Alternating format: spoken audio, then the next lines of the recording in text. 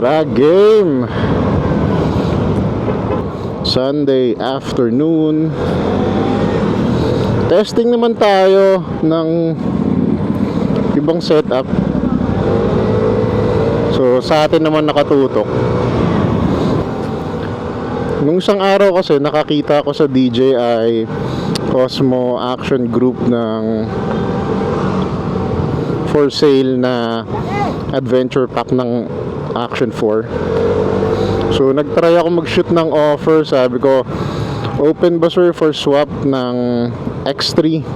So kinonsider niya, although sabi mas mababa lang yung resale value ng X3.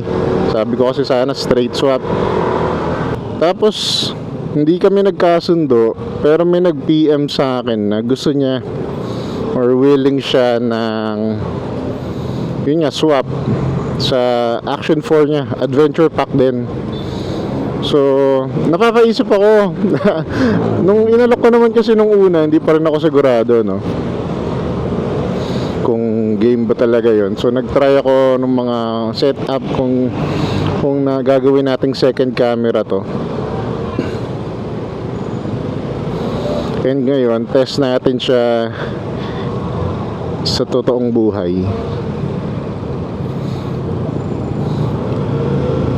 So pag nagustuhan ko yung setup, most likely itatrade ko yung X3 ko para sa adventure pack niya ng Action 4. So tingin niyo ba guys, sulit ba yun?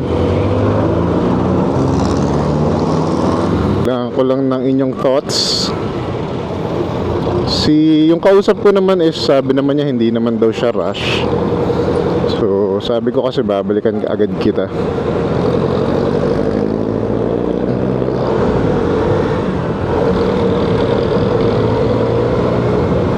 Ayan, bumababa lang siya.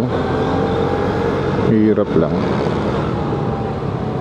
Meron lang tayong fail na ginawa ngayon.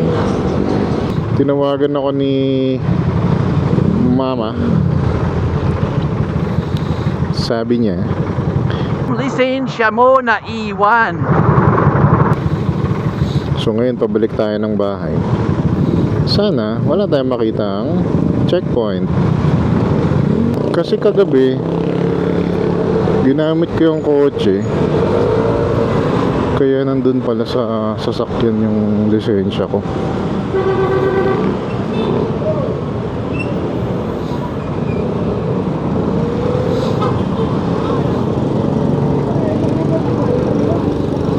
May tanong pala ako guys, since accessible na sa LTMS portal yung lisensya, ina-accept ba yun?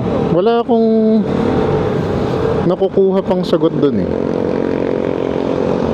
Kasi di ba, ideally LTMS portal na yun,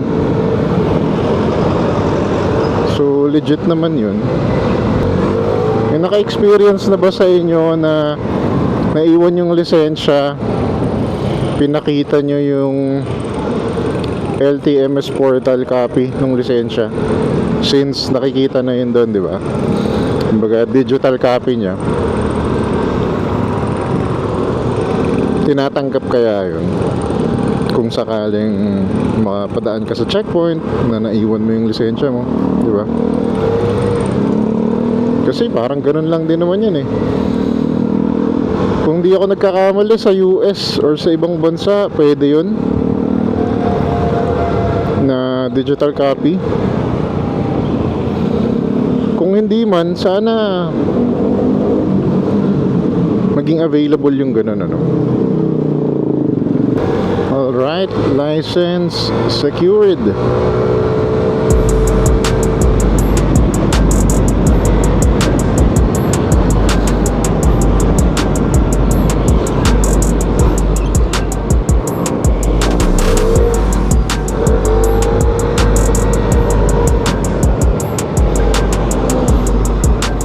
Ulit tayo. Ito nga pala yung sinabi kong mount na gumagalaw. So bumababa siya. Pag dito ko kasi nilagay, sobrang tight ng shot kahit naka ultra wide ka hindi uubra or masagwa tingnan. Syempre kasi sa X3 na adjust natin yung view, although distorted,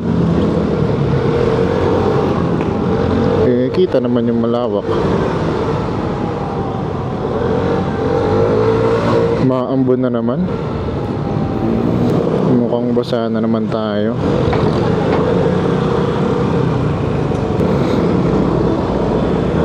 Sabi pala, extra careful pagka ganitong buhos-buhos pa lang yung ulan, yung mas madulas daw yung kalsada, ano, kumpara yung basang-basa na. Yung mga nakakasalubong natin nakakapote na.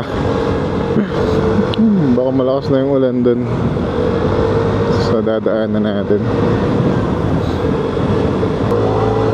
Alright, so ito, nag-jacket na tayo.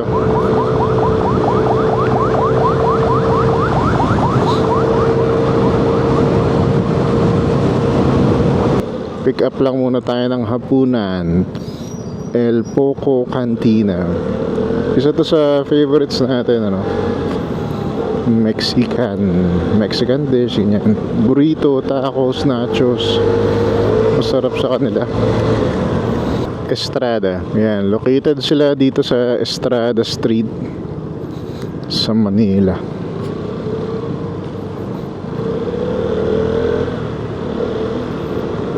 Mukhang marami lang tao.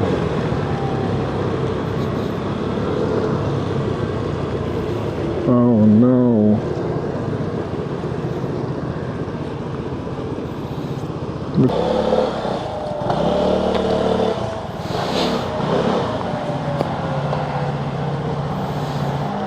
El Poco Cantina. Sarap dito, guys.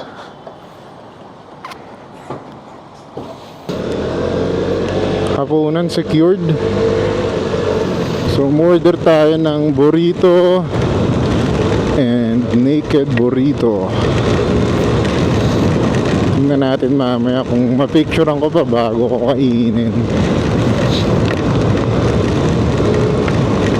Dito na lang muna natin tatapusin yung vlog natin, guys. So again, maraming salamat sa inyo. Maraming salamat sa nanonood, nagko-comment, nagla-like ng ating videos. So if you are not yet subscribed, please do click the subscribe button para aware kayo sa ating uploads kapag kami bago. Yun lang muna. Keep safe, stay dry, and thank you. Babush!